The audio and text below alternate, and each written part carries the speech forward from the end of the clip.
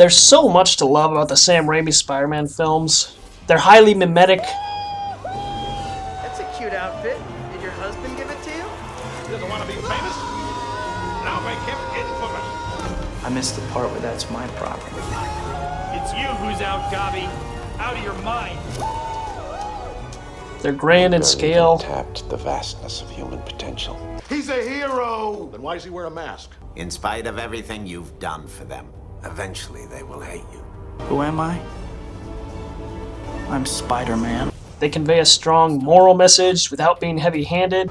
Remember, with great power comes great responsibility. Stop lecturing me, please. They showed authentic comic book films could be a success if you're into that sort of thing. And they were just overall good films, both in terms of action, drama, and pretty much everything else. I always remembered this first film as a distinctively more colorful film than the other two, and for good reason. There's a distinct lack of color or downplaying of color or one of those green, blue, whatever hues that get put over a lot of these superhero and action films. And in particular, there are god-awful works of fiction by folks like M. Night Shyamalan that try to use color coding and do a terrible job at it. Now, I hated The Sixth Sense. Me personally.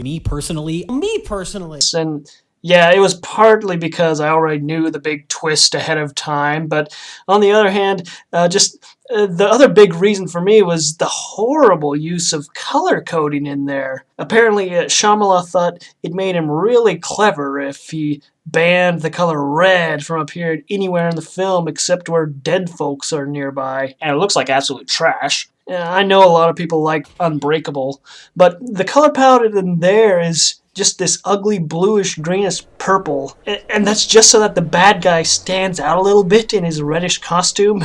That's really the only excuse he has for making this movie look so ugly. Whereas the first Spider-Man film from 2002 manages to do color coding while also being more colorful than average. Beyond merely displaying a variety of colors, amazingly, the makers of this film managed to pack all sorts of meaning, symbolism, and foreshadowing into specific colors in scene after scene. Right off the bat, I want to acknowledge, firstly, High Top Films' review of Spider-Man was a major inspiration for this whole video, and I've even represented some of his color coding that's in the movie in my own words. So go ahead and watch that if you haven't seen his review already. Upon rewatching the film myself, I began noticing more and more interesting bits of color coding that seemed to be completely unrecognized by almost anyone, to the point that I just had to say something. Secondly, I acknowledge that it's entirely possible many of these ideas may not have been the actual intention of the creators when they were making it, but on the one hand, it's always fun to theorize, and on the other, great artists often convey more meaning than even they can understand.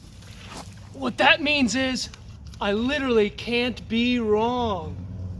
So there's a lot to unpack here, but I hope you can follow along and gain as much new appreciation for this film as I did. The color palette. The best place to start is by just quickly establishing the main colors at play, the basic color palette that makes the whole thing tick. The first and most glaringly obvious case of color coding in Spider-Man is the Green Goblin. Obviously, green is the first word in his name due to the color of his suit and his mask, and the general color scheme of Oscorp, and the chemical used to create the Green Goblin, as well as the color of gas that it produces. Sam Raimi even explained in the commentary how multiple attempts were made to make this different green-colored gas appear, but no matter what they used, it just always ended up being toxic, so eventually they just used a plain white gas and then changed it in green in post. And inside Osborn Mansion, green also features prominently in the room with all the creepy masks where Norman's talking to the Goblin in the mirror. The next case of color coding is nearly as blatant as this one. So Norman Osborn's color is black. This is the color he wears most often and most prominently in the film, and in the scene in the balcony, Harry even says, My father, he loves black. More on that later. Now we understand to the glaringly obvious cues to color coding, we can move on to some slightly less obvious ones. Peter Parker / Spider-Man, their color is blue. This is suggested by most of his outfits, which have a blue theme. The main color of the beginning sequence, which leads to Peter's opening narration, that's like mostly a blue color in the background. The wallpaper in his room is blue, and when he saves her in the lunchroom, MJ even remarks, "Hey, you have blue eyes." So instead of saying, thanks, Peter, it's like she almost nicknamed him Blue Eyes in her head. Next, Mary Jane, her color is red. This is most obvious from her impossibly red hair. Kirsten Dunst actually had to wear a wig until the third film when she finally actually dyed her hair red, being a natural blonde herself. Oddly enough, also in the third film, Gwen Stacy, she's a natural redhead, and she had to change to blonde hair for the part. So there's just no denying the importance of her red hair color in Spider-Man. The first outfit. Now we have a grasp of the main color code, we can better analyze key events within the film. So starting off, we should also note one of the first lines in the film is, This, like any story worth telling, is all about a girl. That girl. her wardrobe is often used as a more general indicator for the direction of the scenes ahead. Since it's a story about her, what's about her is what the story is, if you see what I'm saying. Her very first outfit, right when Peter says it's a story about That girl. prominently features a green jacket over a purple top. The green is an obvious reference to the Green Goblin, with the purple top presumably referencing the purple glider. She's still in this outfit all the way up until Peter gets bit by the spider. And then the very next scene is an establishing shot outside Oscorp, followed immediately by a shot of a man in the Goblin armor standing on top of the Goblin glider. So, there's a green jacket over a purple top, followed by the first shot of a man in the Green Goblin armor on top of the purple glider. It's a quick little hint that her outfits foreshadow events to come.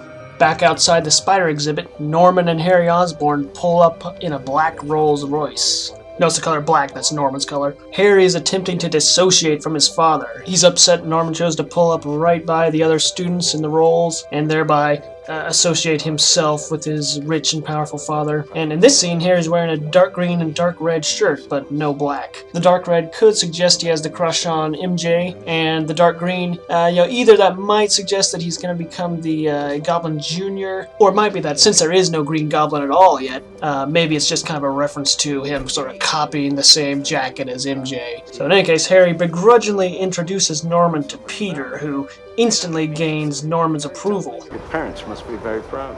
It's made abundantly clear in Spider-Man 2 and 3 how much it hurt Harry to see Peter receive his father's love and approval when he himself gets very little. And the only time he actually gets his father's approval, not as a backhanded compliment, is near the end of the film where he's wearing a black turtleneck. But not long after that, Spider-Man shows up with his father's dead body. So Harry understandably feels he was robbed of the fatherly affections he had only just gained. And that's about it for Harry's color analysis. So let's return to the spider exhibit at the beginning of the film. Exhibit A. Inside the spider exhibit, after Harry strikes out with MJ, Peter, dressed in his typical blue garb, uses photography as a cover to hit on her for a bit. Can I take your picture? Don't make me look ugly. That's impossible. Actually making a connection before she gets distracted and pulled away by her existing friends. No sooner does that happen than he is bit by a mutant spider.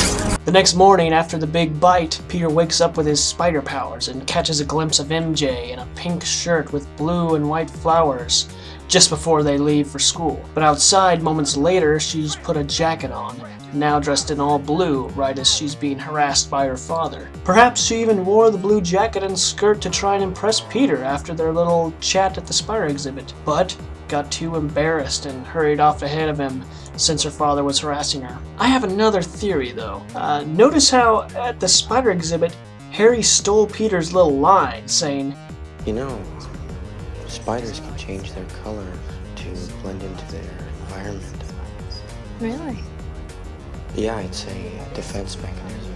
MJ's house is blue on the front, so perhaps the all-blue covering was a defense mechanism to hide inside the house from her abusive father? You're trash! You're always gonna be trash! Clearly it didn't work. Later in the lunchroom, the blue flowers on her shirt look a little bit like blue eyes to me. When she slips, Peter, invigorated with his new spider powers, catches her and saves her lunch. They actually did that, by the way. Tobey Maguire caught all that food. It wasn't a digital effect or anything. Right afterwards, she says a line that has confused me since the day I heard it. Hey, you have blue eyes. I didn't notice without your glasses.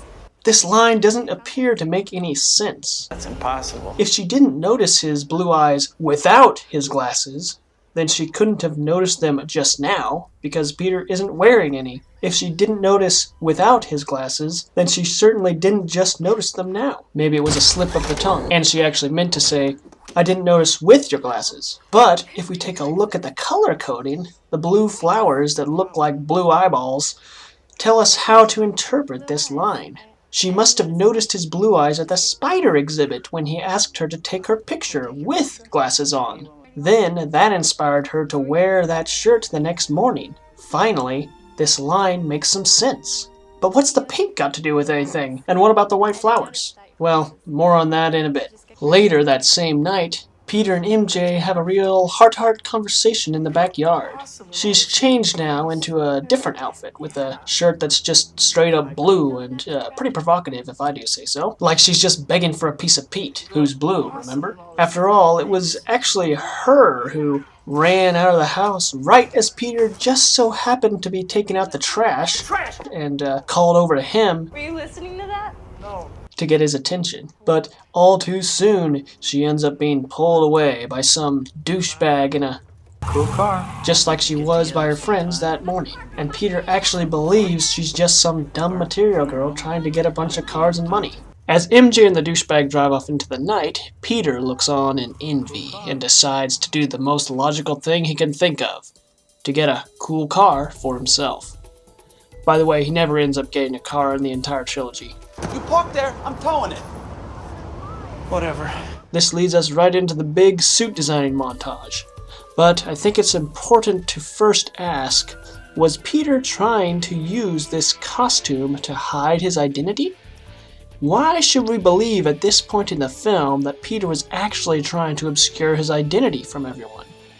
I don't think he was, at least not forever, and at least not at this point. As far as he knows, based on the fight with Flash, everyone at school may already know about his powers. They saw him do double backflips, lean backwards impossibly far without falling down, punch Flash across the hallway, and the whole cafeteria laughed out loud as they watched him drag a tray across the floor with his webbing. And he just spent the better part of an afternoon climbing and jumping and swinging all around the city in civvies. He's a kid from Queens who planned to be a photographer.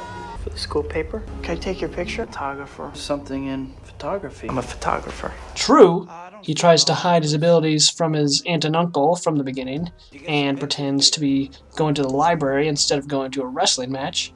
But all that can really be chalked up to worrying about his aunt and uncle judging him, or about them worrying that he got bitten by a mutant spider at the science exhibit.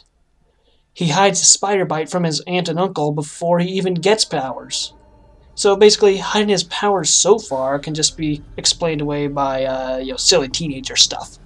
What we do know is that at this point, he has not expressed any interest whatsoever in being some kind of secret superhero or masked vigilante. Rather, what he's doing is simply making a luchador-style costume so he can win $3,000 to impress a girl, all by using his new spider powers. Sure, he might try to hide it from his aunt and uncle until after graduation or something like that, but ultimately there's no reason so far to expect that he had plans to always hide his abilities from the general public. In the fight with Bonesaw, he sticks onto the walls and swings on webbing, putting his spider abilities on display for hundreds of onlookers. Then, outside the fight, he speaks to the man with the prize money completely unmasked. Finally, when Uncle Ben's killer-to-be steals the game, he's running towards Peter with a big bag of cash in one hand and a loaded gun in the other. Yet both the owner and the security guard yell at Peter, "Stop that guy!" fully expecting him to stop the robber, the armed robber. So you tell me,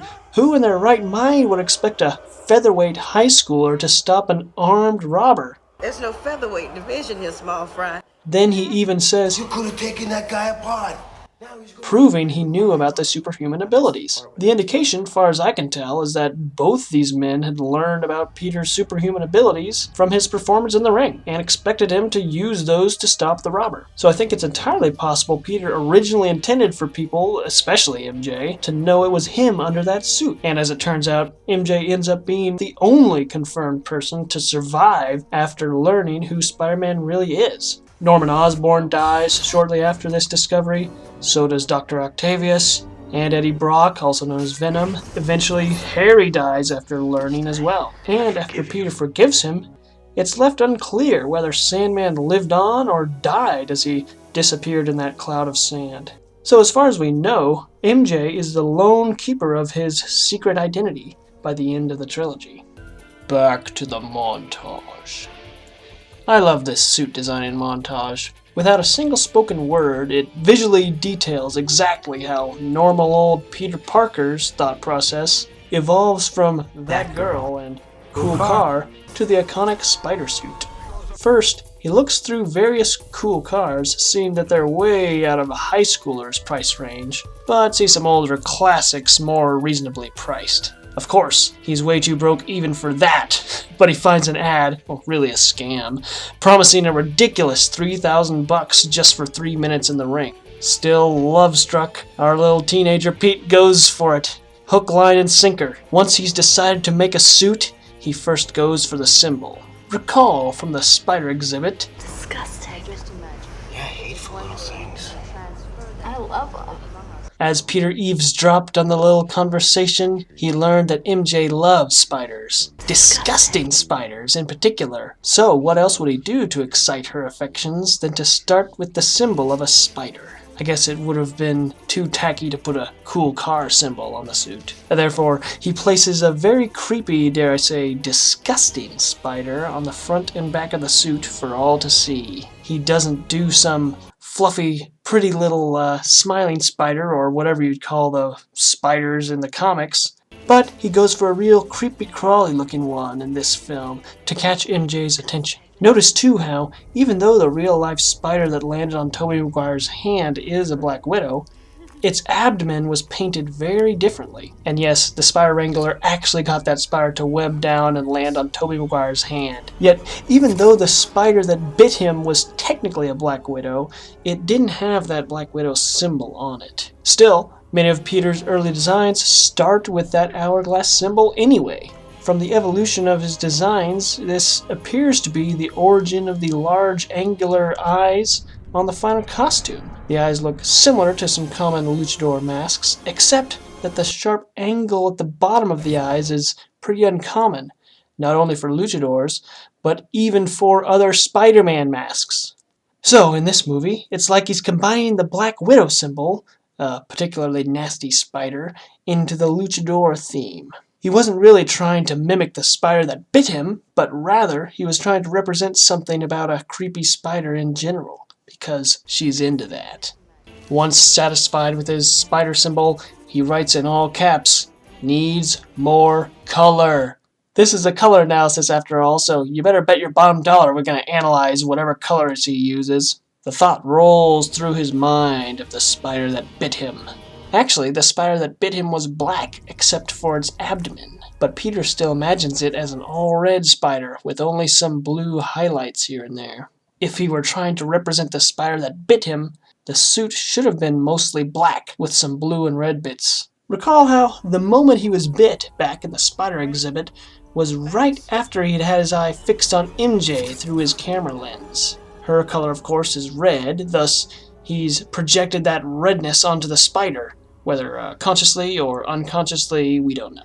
Next, we see he's filled in the spider suit's red parts first, and is in the process of adding in the blue sections. Right afterwards, in a sort of split screen, MJ fades into view on the left, with Peter on the right. But, unlike the typical split screen, those two shots are carefully interlaced together into a cohesive whole, like pieces of a puzzle. Just like the suit he was drawing, with the red representing Mary Jane and the blue representing Peter. In essence, the suit is one big Mary Jane plus Peter, woven into fabric instead of carved into a rock or something. But spunky little Pete goes a step further. Notice how all the red sections of the suit are the only sections that have spiderwebbing stuck onto them. This implies the blue, Peter, will catch the red, MJ, in his spider's web. And now he reveals the final version of the iconic spider suit. Notice also how the suit has those tights and that tight little really accentuates his muscles and masculine form. Unlike many of the other popular superheroes, Spider-Man doesn't have any cape, because that'd hide his spider butt, and apparently that's not okay in his mind. In summary, The suit has the creepiest spider symbol he could think of, with eyes that give the impression of a creepy black widow, because MJ loves disgusting spiders. It combines red and blue to say Mary Jane plus Peter, and has webbing on the red parts to imply catching MJ in his web. And it's real tight and form-fitting to show off his muscular, masculine form to her. So, every significant detail of the suit can be explained simply by Peter's attempts to woo MJ. Dr. Pepper. Immediately after he's finished his design, we're treated to the image of a red can of Dr. Pepper placed in front of Peter's blue wallpaper. Peter shoots and misses a few times, but ultimately he snags the red can with his spider's web right in front of the blue wall. A near-perfect visual metaphor for the suit he's just designed. After Uncle Ben's death, not to mention the risk of arrest and vigilantism, Peter hides away the suit in shame, with no plans of using it, but in the evening after his graduation, Peter sits in his room, pondering what to do with his life post-grad. He can't stop thinking about how Uncle Ben should still be there, and how it's all his fault he's gone. It's all because he misused his powers for mere materialistic self-enrichment. And after a little talk with Aunt May, Peter completely reimagines the meaning and function of this spider suit. Rather than being a mere tool for wooing the fair maiden, he now realizes he can redeem it for the purpose of serving mankind, rather than serving merely himself. And thus the Spider-Man is born, his legend taking New York by storm. So both the Goblin suit and the spider suit were designed with similar purposes in mind, just materialistic individual gain. But the spider suit was redeemed for helping all mankind, whereas the Goblin suit was turned from bad to worse. MJ and Red. The next time Peter sees MJ after graduation, she's inadvertently wearing her own color, red, right outside the diner where she's working. He spots her just before she finishes putting on her coat, and as they're catching up, she's still trying to cover up her red waitress uniform under the trench coat, lying that she's just finished an audition. This is the first time we see her wearing her own color in the film, the first time she's visually displaying her own true colors, even if not by her own choice. She's still just a diner girl, trying to make a living, not some big star or popular girl like she was in high school. Peter isn't fazed by this at all and says she should be proud to have a job. In other words, she should be proud of who she really is, in red for our purposes. Her uniform also has blue highlights, almost like a hint towards the spider suit. Perhaps that's what really caught Peter's eye, thinking perhaps she's part of the Spider-Man fangirl club, or even that she's some sort of superhero to him in her own way. Reminded me of the ending scene of Spider-Man 2, where MJ said, "Isn't it about time somebody saved your life?" MJ's dating Harry now and explains how she's afraid Harry would be ashamed of her line of work by the color red, and makes Peter promise not to tell him. Despite trying to hide her true colors from Harry in this scene, the next time we see her at the World Unity Festival, she's freely chosen to wear red. The World Unity Festival. But first, let's look a little into the colors of the World Unity Festival. I always thought the color scheme of this festival was just a bit weird and maybe even unsettling. I think what throws it off the most, aside from the aging CGI, is that several of the floats have an ugly theme of green and orange. This one is clearly a stereotypical German based on the Lederhosen and Bierstein, yet he has orange hair to go with his green getup rather than the more common blonde German hair color. On the one hand, it might just be random or maybe poor art direction or something like that, but on the other, these green and orange colors might be here intentionally, creating an air of uneasiness, foreshadowing the Green Goblin's first use of orange pumpkin bombs at the event. They also have a globe float, since it's a World Unity Festival, which is necessarily going to be green and blue, but the colors look just a bit faded and muted compared to the real thing. It's just a guess, but maybe this is showing the farce of blue, Peter, getting along with green, Goblin. But you be the judge. Oh yeah, and then the Goblin glider ends up accidentally popping just this one globe float, almost killing its child if not for Spidey's help. Really seems to indicate there's a lot of collateral damage when you combine green with blue, and of course this is the very scene where Spider-Man first meets the Green Goblin. Moving on, after some establishing shots of the festival, we come to Peter, who is doing photography. He looks up to the balcony where we'll find MJ and Harry, right as one lone orange balloon floats directly in front of the balcony. This is a clear foreshadowing to the impending first use of a pumpkin bomb, which will take place on that very location. Coincidence? No, not a chance in the world. So, on to Mary Jane and Harry on the balcony. She's wearing red now for the second time in the film, even though Harry asked her to wear black. Why didn't you wear the black dress? I wanted to impress my father. He loves black. She's clearly harkened back to her last scene with Peter, where Peter's acceptance of her in red has finally given her confidence in displaying her true self, her true colors. Thus, she replies, Well, maybe he'll be impressed no matter what. You think I'm pretty. Harry agrees and goes in for a smooch. Then she reflexively does the cheek turn of the century, instinctively disinterested in him, even though she's trying to date him. Afterwards, the Goblin attacks, Spider-Man fights him off right in front of MJ, and rescues her from certain death as she plunges from the balcony. MJ seems to instantly fall for Spidey, and in the next scene, she's raving over the phone to Harry about how incredible the Spider-Man is. To the casual viewer, this behavior makes no sense at all, nor does the later upside-down kiss right after MJ's been saved from a gang of thugs. Why would a girl just instantly fall for some weirdo in a mask just because he saved her and took her for a swing around the block? The two barely shared a line of dialogue, for goodness sake. Now, if someone saved you from getting hit by a truck, the natural reaction would be momentary terror as you realize what almost happened to you, followed by gratitude to the rescuer, but not romantic attraction. However, we here already know that the spider suit was specifically designed to be a Mary Jane magnet. So, she fell in love with Spider-Man at first sight, because the suit was so well designed for her specific tastes. Oh, that's perfect. Not merely because Spider-Man is cool and saved her life. Therefore, it makes perfect sense that merely seeing Spidey in the suit is enough to make her fall for him, and by extension, Peter too. You know who I am. I think I always knew. MJ in pink.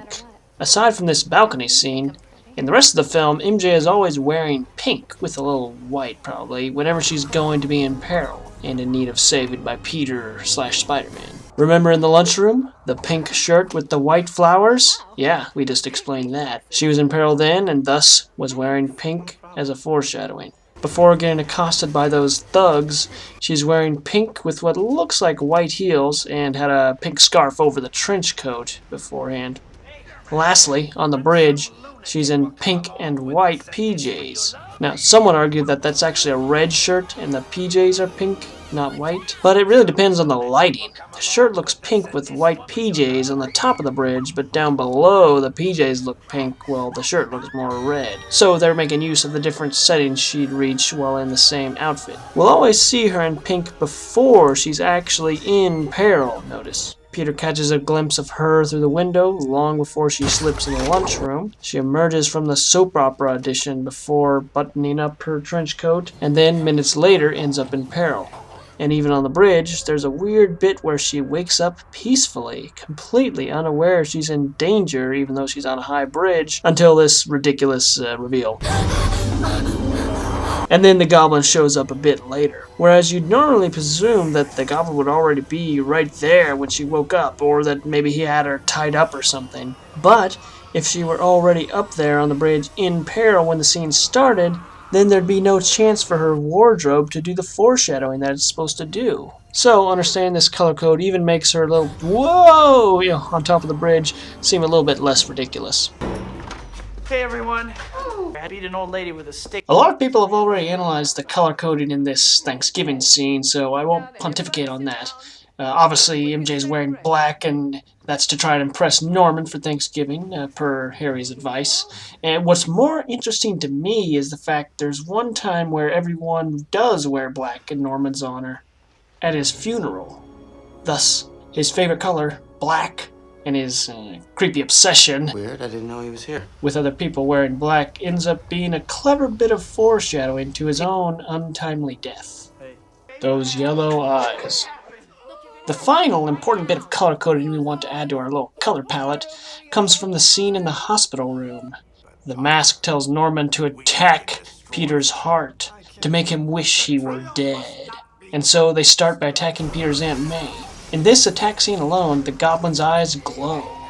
Interestingly, the day this was shot, they actually had the suit and mask already, but we're still waiting on the eyes to show up. What we get in the final film is a pair of bright yellow glowing eyes that would scare the life out of many an elderly woman. Immediately, we see Peter arriving at the hospital, hearing Aunt May screaming lethargically. Those eyes! Those horrible yellow eyes! The attack has had its intended effect.